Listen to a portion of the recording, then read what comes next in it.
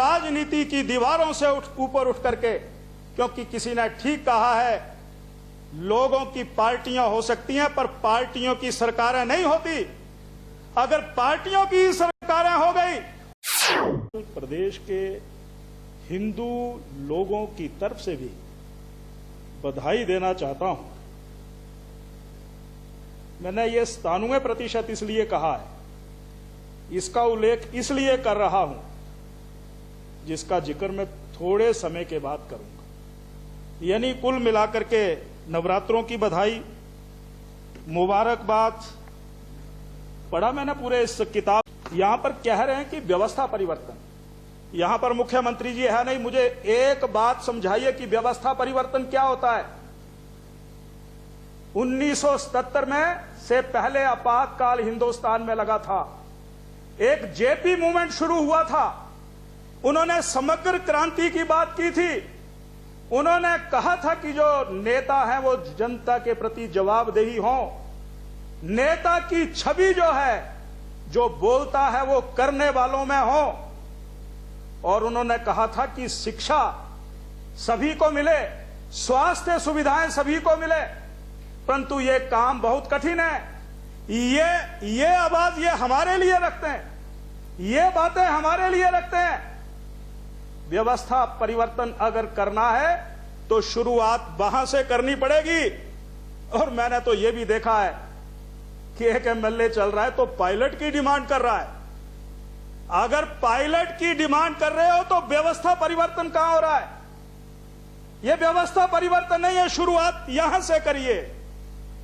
यह शुरुआत आपकी तरफ से होनी चाहिए। अगर किसी पुलिस वाले की गाड़ी ने पास नहीं दिया तो ऐसे पुलिस कर्मियों को लाइन हाजिर कर दिया। यह सत्ता का गरूर ही तो है, और क्या है। यह उतरने वाला है, वैसे उतर जाएगा।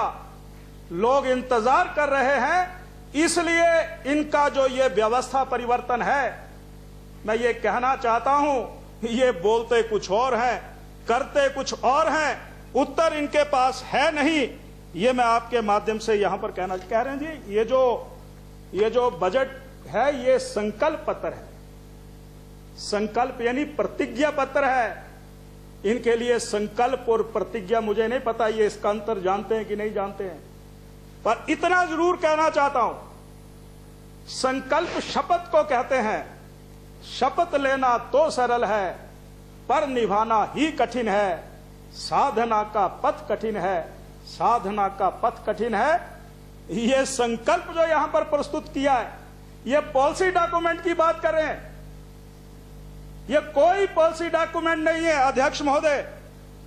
मैं तो यह कहना चाहता हूं, इस संकल्प में जो आपने हिमाचल प्रदेश के लोगों के लिए वायदे किए थे, मैं तो देख करके चकरा गया।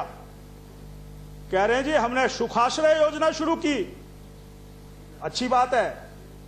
लोकतंत्र के मंदिर में जब 2017 में हमारी सरकार और श्री जयराम ठाकुर जी बने थे, आप उन बेसहारा बच्चों की बात कर रहे हैं। ये लोकतंत्र के मंदिर सचिवालय में गए थे और मैं भी उस बैठक में शामिल हुआ था। उन्होंने कहा था 80 साल के बुजुर्गों की आय मैं 70 साल करता हूं और उनके पेंशन बढ़ाने की घोषणा करता हूं। यह माननीय श्री जयराम ठाकुर जी ने उस समय कहा था। दूसरा में एक बेसहारा पशुओं की बात, इन्होंने हिमाचल प्रदेश में जो सड़कों पर बेसहारा, आप उसको दूर करें, आप उसके लिए योजना बनाएं। बजट में कोई प्रावधान नहीं किया गया है।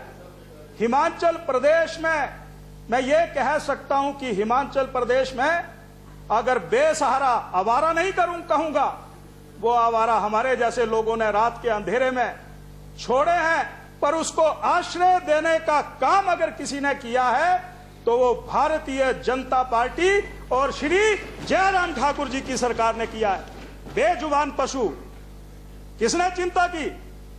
बेसहारा बेजुबान पशु, कोई गौ माता को मां मानता है, उसको अगर सहारा आश्रय देने का काम किया तो आप अपने बजट में उन सारी बातों का उल्लेख करते। मैंने अध्यक्ष महोदय यहां पर एक बात और पढ़ी कि हिमाचल प्रदेश 1971 अस्तित्व में आया।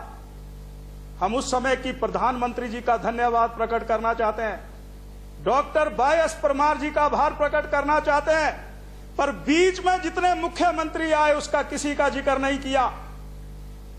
कोई पानी देने वाला मुख्यमंत्री था, कोई सड़क बनाने वाला मुख्यमंत्री था, और हिमाचल प्रदेश 2017 और 22 के बीच में पहाड़ी राज्यों को अगर दिशा देने वाला कोई राज्य श्री जयराम ठाकुर जी की अध्यक्षता में मुख्यमंत्री के उस शासन में था तो वो हिमाचल प्रदेश था। यह बात भी मैं आपके माध्यम से यहां पर रखना चाहता हूं। राजनीति की दीवारों से ऊपर उठ करके, क्योंकि किसी ने ठीक कहा है, लोगों की पार्टियां हो सकती हैं पर पार्टियों की सरकारें नहीं होती। अगर पार्टियों की सरकारें हो गई